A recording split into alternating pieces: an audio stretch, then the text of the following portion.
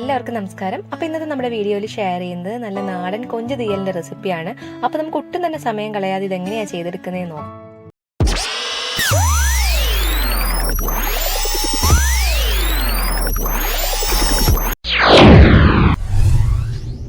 ആദ്യം തന്നെ നമുക്ക് തേങ്ങ ഒന്ന് വറുത്തെടുക്കണം. അപ്പം ഞാനിവിടെ ഒരു ചെറിയ ഉണക്കത്തേങ്ങ ഫുള്ള് തിരികെ എടുത്തിട്ടുണ്ട്. പച്ചത്തേങ്ങയെക്കാളിലും ഉണക്കത്തേങ്ങ എടുക്കുന്നതാണ് തീയലിന് നല്ലത്.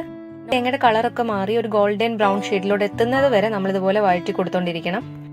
അപ്പോൾ ഫ്ലെയിം കൂട്ടി വെച്ചിട്ടും ഫ്രൈ ചെയ്യാൻ പാടില്ല, ഒരു മീഡിയം തീയിൽ വെച്ചിട്ട് വേണം. നമ്മുടെ തേങ്ങ ഒക്കെ അത്യാവശ്യം വറുത്തെടുത്തിട്ടുണ്ട്, കളറൊക്കെ ഒന്ന് ചേഞ്ച് ആയിട്ട് വന്നിട്ടുണ്ട്. ഈ ഒരു സമയത്ത് ഫ്ലെയിം അങ്ങ് ലോ ആക്കി വെച്ചുകൊണ്ട് ആവശ്യമായിട്ടുള്ള പൊടികൾ ചേർത്ത് കൊടുക്കാം. അപ്പൊ ഞാനിവിടെ 1 ടേബിൾ സ്പൂൺ അളവിൽ മല്ലിപ്പൊടി, 2 ടേബിൾ സ്പൂൺ മുളകും, ഇത്രയാണ് പൊടികൾ ചേർത്ത് കൊടുക്കുന്നത്.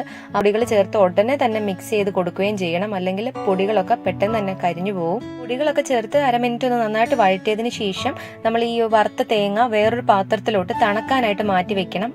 ശേഷം നമ്മളിത് മിക്സിയുടെ ചെറിയ ജാറിലിട്ട് നന്നായിട്ട് അരച്ചെടുക്കണം. ഇതൊക്കെ തണുത്ത് കിട്ടുന്ന ആ ഒരു സമയം കൊണ്ട് നമുക്ക് കുറച്ച് വെജിറ്റബിൾസ് വഴറ്റണം. അതിലേക്ക് 1 കപ്പ് അളവിൽ പടവലങ്ങ ഒന്ന് നീളത്തിൽ അരിഞ്ഞതും 1 തക്കാളിയും കൂടെ ചെറുതായിട്ട് അരിഞ്ഞ് ചേർത്ത് കൊടുക്കുന്നുണ്ട്. ഇനി ഇതെല്ലാം കൂടി നന്നായിട്ടൊന്ന് വഴറ്റിയെടുക്കണം. ഒരു 2-3 മിനിറ്റെങ്കിലും വഴറ്റിയെടുക്കണം.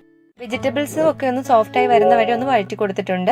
ഇനി ഇതിലേക്ക് കൊഞ്ച് ചേർത്ത് കൊടുക്കുവാണ്. ഞാൻ 1 കിലോ കൊഞ്ചാണ് വാങ്ങിയത്. ക്ലീൻ ആക്കിയതിന് ശേഷം ഒരു 600 ഗ്രാം ഒക്കെ കാണത്തുള്ളൂ.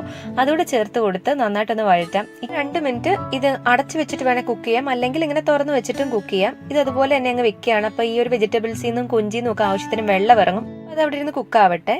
തേങ്ങ ഒന്ന് അരച്ചെടുക്കണം. ഞാൻ മിക്സിയുടെ ചെറിയ ജാറിലോട്ട് എടുത്തിട്ടുണ്ട്. ഒരു തുള്ളി പോലും വെള്ളം ചേർക്കാതെ വേണം ഇത് അരച്ചെടുക്കാനായിട്ട്. തേങ്ങ ഇവിടെ നല്ല മഷി പോലെ അരച്ചെടുത്തിട്ടുണ്ട്. ഇതിനകത്ത് ഒട്ടും തന്നെ വെള്ളം ചേർത്തിട്ടില്ല. തേങ്ങയിൽ നിന്നുള്ള ആ ഒരു എണ്ണ ഇറങ്ങിയിട്ടാണ് ഇതുപോലെ ഒരു ലൂസായിട്ടുള്ള പരുവത്തിൽ നമുക്ക് കിട്ടിയത്. ഒരു ബാച്ചായിട്ട് ഞാൻ അരപ്പൊക്കെ അരച്ചെടുത്തിട്ടുണ്ട്.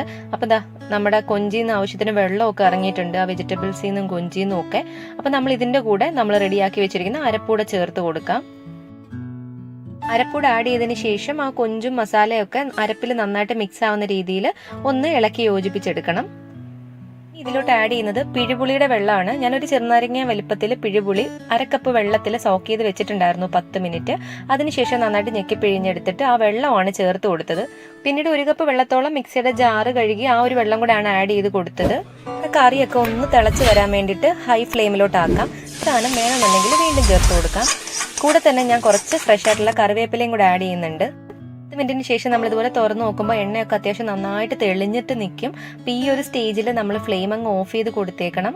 അപ്പോൾ ഇനി നമ്മൾ ഇതിന്റെ ഉപ്പൊക്കെ ഒന്ന് ടേസ്റ്റ് ചെയ്ത് നോക്കിയിട്ട് ഉപ്പ് കുറവുണ്ടെങ്കിൽ വീണ്ടും ഉപ്പ് ചേർത്ത് കൊടുക്കണം. എരിയൊക്കെ പെർഫെക്റ്റ് ആണ്. എരി കുറച്ചുകൂടെ വേണമെന്നുണ്ടെങ്കിൽ കുരുമുളക് പൊടി മാത്രം ആഡ് ചെയ്ത് കൊടുത്താൽ മതി. നല്ല പെർഫെക്റ്റ് ആയിട്ടുള്ള കൊഞ്ച് തീയലിന്റെ റെസിപ്പിയാണ്. അപ്പോൾ എല്ലാവരും ഇതൊന്ന് ട്രൈ ചെയ്ത് നോക്കിയിട്ട് നിങ്ങളുടെ ഫീഡ്ബാക്ക് ഒക്കെ കമന്റ് ചെയ്യാനായിട്ട് മറക്കരുത്. അപ്പോൾ നമ്മുടെ ചാനൽ ഇതുവരെ സബ്സ്ക്രൈബ് ചെയ്യാത്തവർ പ്ലീസ് ഒന്ന് സബ്സ്ക്രൈബ് ചെയ്തേക്കുക. തൊട്ടടുത്ത് കാണുന്ന ബെല്ലൈക്കൺ കൂടി എനേബിൾ ചെയ്താൽ മാത്രമേ ഞാൻ പുതിയ വീഡിയോസ് ഇടുമ്പോൾ നിങ്ങൾക്ക് അപ്ഡേറ്റ്സ് ഒക്കെ പെട്ടെന്ന് തന്നെ കിട്ടത്തുള്ളൂ. അപ്പോൾ അടുത്തൊരു വീഡിയോ ആയിട്ട് ഉടനെ തന്നെ കാണാം. താങ്ക്